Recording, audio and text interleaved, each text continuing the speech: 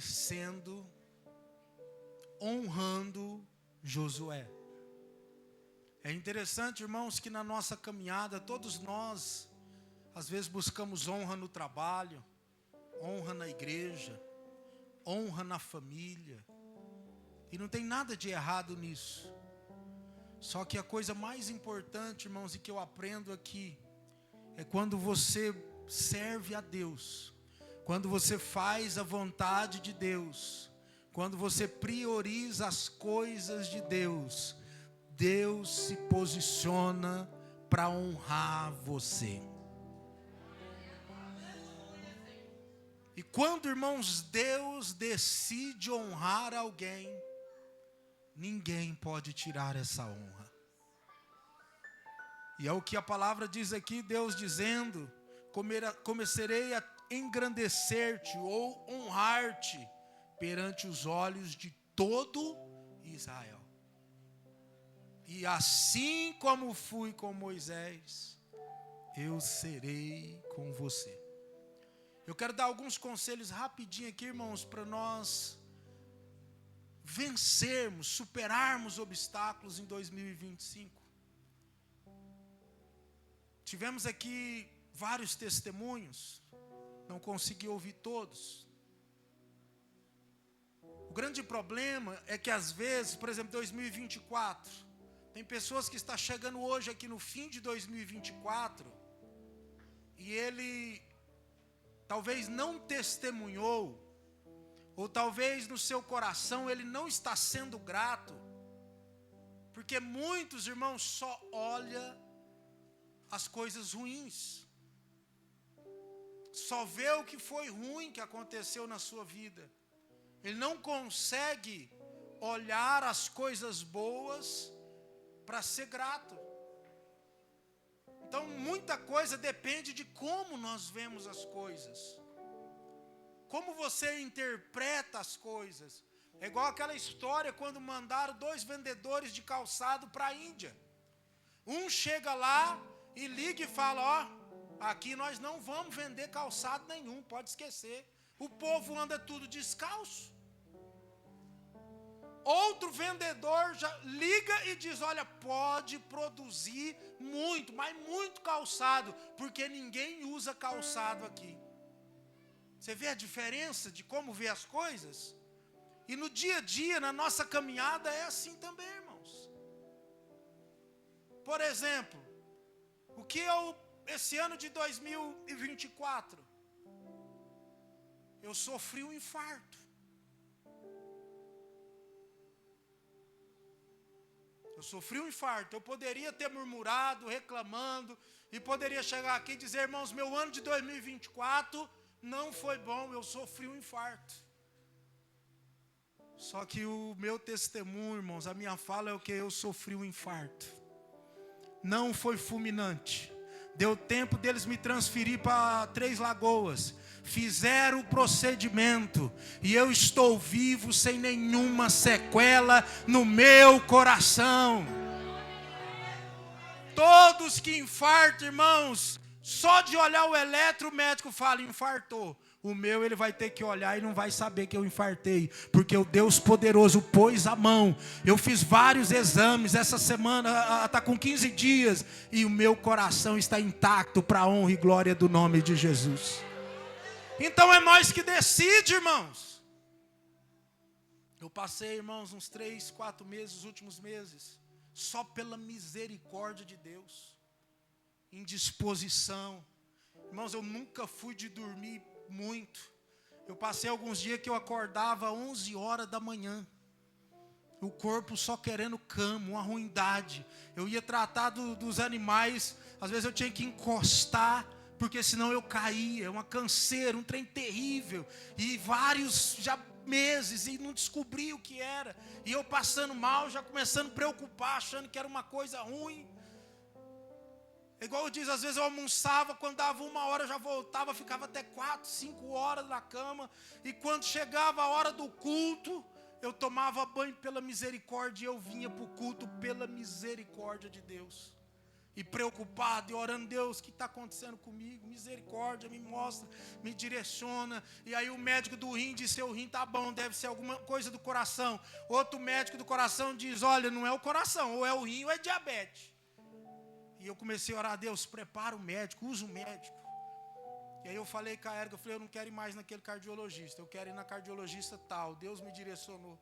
Cheguei lá, ela falou assim, olha, eu não sei qual é o seu problema, mas nós vamos descobrir.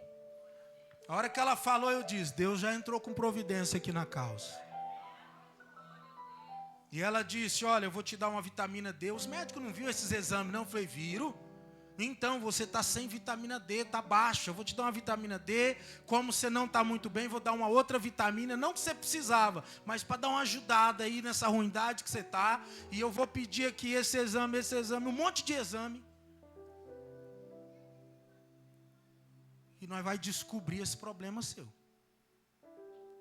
Fez vários exames. O coração, como eu disse, detectou que estava intacto, que estava bom. Pediu mais exame. Aí descobriu que a ferratina minha estava muito alta.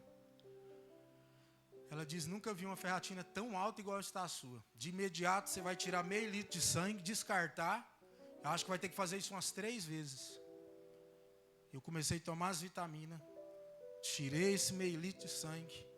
E eu já senti uma melhora grande para a glória do nome de Jesus. Tem mais ou menos uns 10 dias, irmãos, que eu já não sinto tanto cansaço, aquela ruindade. Então, irmãos, esse é o meu testemunho. Mas, pastor, você sofreu 4 meses. Mas eu estava firme na rocha, confiando no Senhor. Porque é nele, irmão, que a gente tem que confiar. E é muito fácil, eu já disse aqui várias vezes, confiar quando tem dinheiro no bolso. É muito fácil confiar quando você está com saúde, esbanjando saúde. É muito fácil confiar quando o celeiro está cheio, sobrando dinheiro. Mas a confiança que o Senhor espera de nós é quando não vai bem. É quando você surge um problema que não está no seu controle. É quando as coisas ficam difíceis. É quando o dia mal chega. O dia mal sempre chega, irmãos. Aí sim, que o Senhor quer ver se a gente confia nele mesmo. E aqui Josué,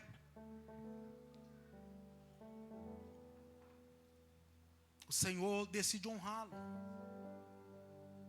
Deus decide honrá-lo. E eu queria falar sobre 3 tópicos, não vai dar tempo. Mas o primeiro, rapidinho. Diante dos problemas, das adversidades, busque conselho com seus líderes espirituais. Aqui temos líderes de pequenos grupos, líderes de grupos. Tem eu como pastor. Josué, irmão, no capítulo 1, Moisés morre. E Josué fica preocupado com o que fazer. Porque ele agora ia assumir o lugar de Moisés. E meio diante do desânimo dele, porque tem momento que a gente cansa. Tem momento que você não vê saída. Tem momento que você fala, ó, já deu, acabou, não consigo. E no capítulo 1,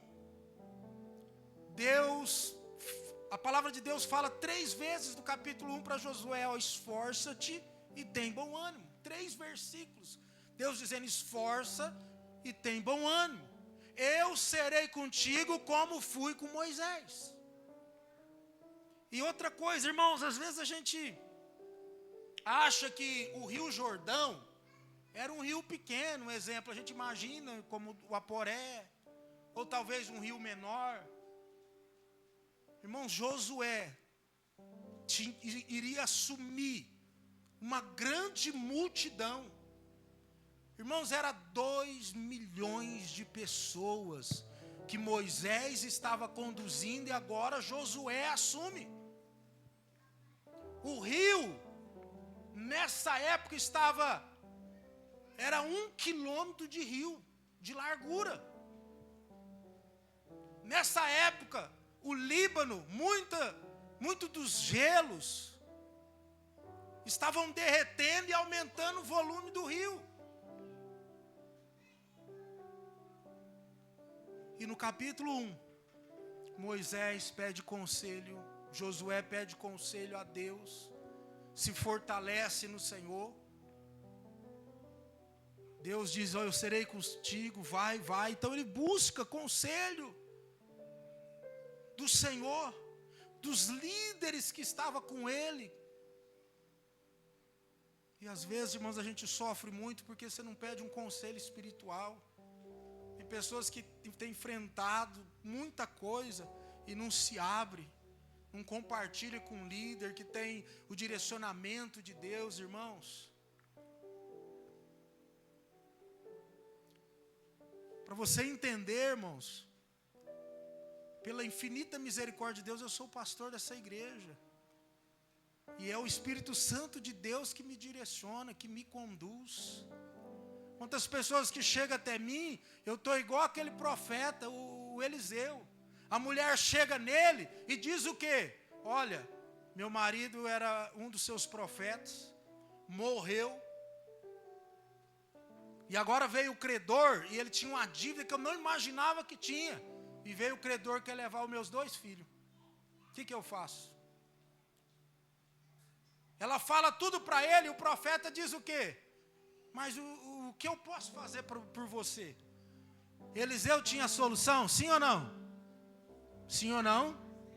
Não tinha solução. O Espírito Santo de Deus que direciona ele na hora diante do problema.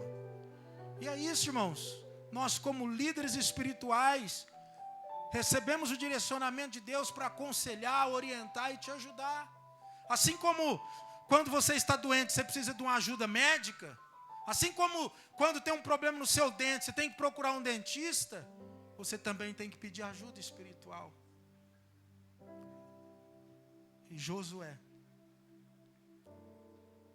ele então pede ajuda espiritual. Segundo, e eu já tenho que encerrar.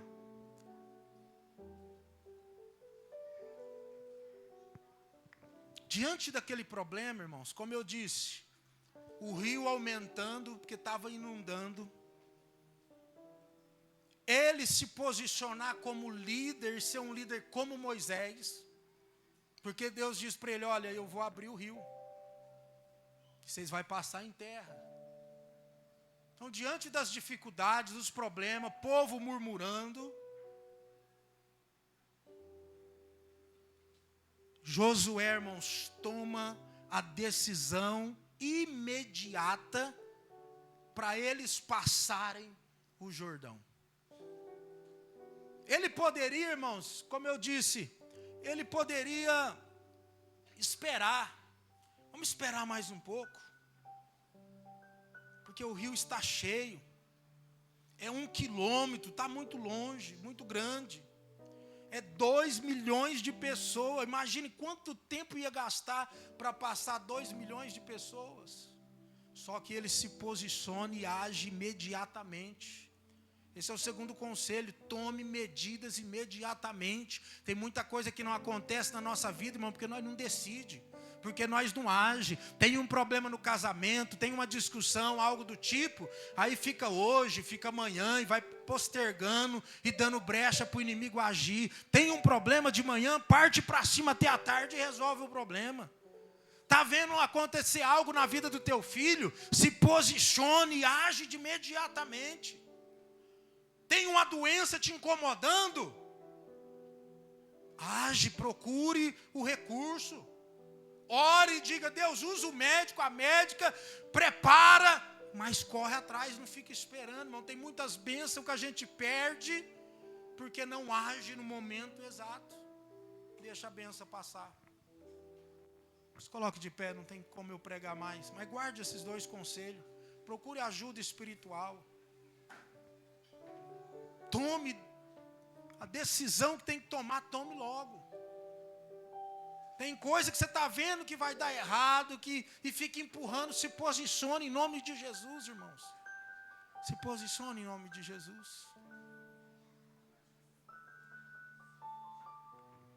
Nesse momento, nós vamos dobrar os nossos joelhos. Só se você